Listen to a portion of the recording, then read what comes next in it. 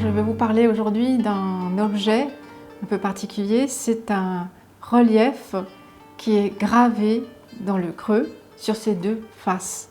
Alors à l'avant, nous avons un motif typiquement pharaonique du Nouvel Empire et même de l'époque ramesside, puisque nous avons un élément de datation au niveau de ces deux cartouches qui sont ceux du pharaon Ramsès II. Et nous avons une représentation de ce pharaon qui est en train de tenir un ennemi nubien qui est d'ailleurs aussi ligoté par les plantes héraldiques, une plante en forme de lys qui correspond donc au sud de l'Égypte. Et cet ennemi donc a pris les traits d'un nubien caractéristique puisqu'il a une perruque bouclée, des vêtements bigarrés, tout à fait reconnaissables. Le pharaon lui-même est donc plutôt dans une posture statique et ce motif rappelle cependant fortement un très ancien motif très connu qui est celui du massacre des ennemis par le pharaon.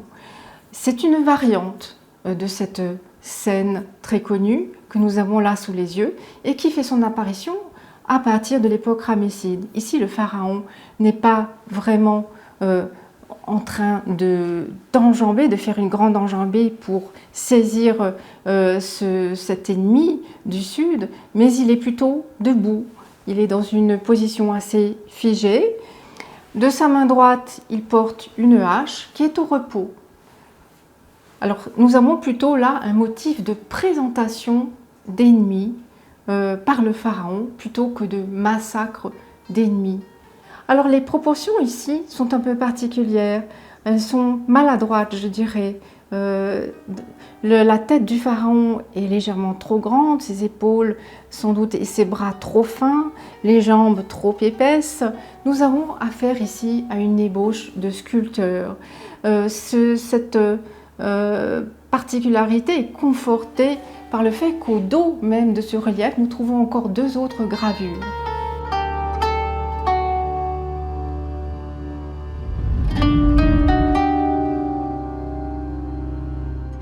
Alors ici, nous avons le dos de cette même stèle, de ce même relief, disons plutôt, qui montre en partie supérieure une tête de pharaon portant une perruque bouclée, assortie d'un cobra frontal, d'une barbe postiche et d'un collier de perles.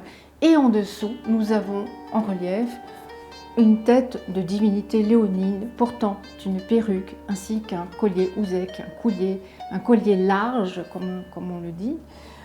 Donc deux autres ébauches de sculpteurs qui viennent compléter cet objet.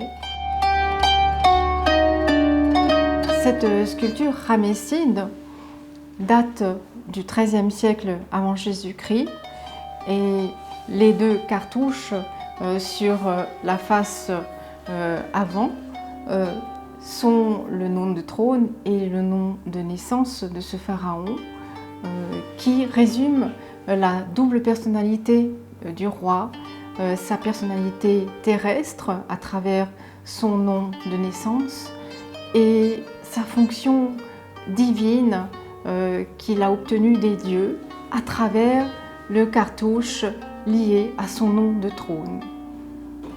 Ce relief est arrondi dans sa partie supérieure, ce qui montre à l'évidence une utilisation secondaire, probablement comme objet de culte voué au pharaon Ramsès II.